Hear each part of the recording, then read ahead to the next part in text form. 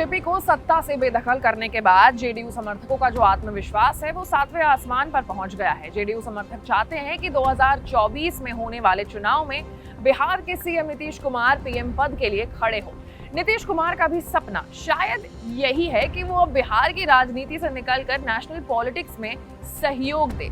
हालांकि नीतीश ने मीडिया को बयान जो दिया है उसमें ये कहा है कि उनका सपना बिल्कुल भी नहीं है पीएम बनने का, लेकिन नीतीश कुमार के जो वर्ड्स हैं और जो एक्शंस हैं वो आपस में मेल नहीं खा रहे हैं। क्या है पूरी इनसाइड स्टोरी जानेंगे आज के इस वीडियो में। नमस्कार, मैं हूं आशी और आप देख रहे हैं अनकट। तो राजनीतिक विश्लेषकों का कहना है कि नीतीश के पास 2024 में कुछ बड़ा करने का प्लान है। नीतीश का प्लान है विपक्ष को एकजुट करना और फिर बीजेपी को 2024 में हार का स्वाद चखाना। 2024 के चुनाव को लेकर विपक्ष सक्रिय है।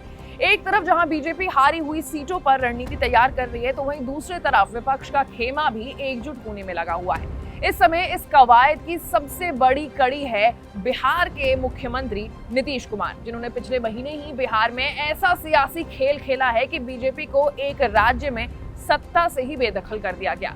अब वो नीतीश कुमार दिल्ली दौरे पर आए हैं। दिल्ली में भी कांग्रेस नेता राहुल गांधी से मुलाकात की है। तो राजनीतिक विश्लेषकों का कहना है कि नीतीश की कोशिश ये है कि 2014 में अगर विपक्ष एकजुट हो जाए तो शायद खेल पलट सकता है।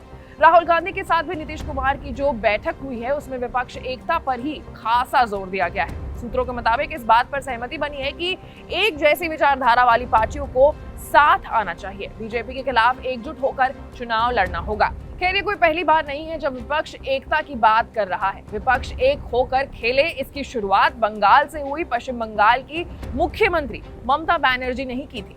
बंगाल विधानसभा चुनाव में बीजेपी को शिकस्त देने के बाद उनका कद काफी ज्यादा बड़ा हो गया था, लेकिन फिर बाद में पार्थ चैटर्जी वाले कांड में उनकी दावेदारी और सक्रियता दोनों ही कहीं ना कहीं कम हो गई। नीतीश के एक फैसले ने बिहार की राजनीति पलट कर रख दी। जेडीयू इतनी आत्मविश्वास से भर गई है कि उसने नीतीश कुमार को बतौर पीएम उम्मीदवार पेश करना भी शुरू कर दिया। एक पोस्टर पॉलिटिक्स के तहत पटना की सड़कों पर जगह जगह नीतीश कुमार की होर्डिंग लगा दी गई। कहा गया कि जुमला नहीं, ये हकीकत है। ऐसे में इन तमाम अटकलों के बाद नीतीश कुमार दिल्ली आए हैं और उन्होंने राहुल गांधी से बात भी की है। लेकिन अगर विपक्ष एकजुट हो भी जाए तो भी एक बड़ा सवाल ये रहेगा कि विपक्ष का नेतृत्व कौन करेगा।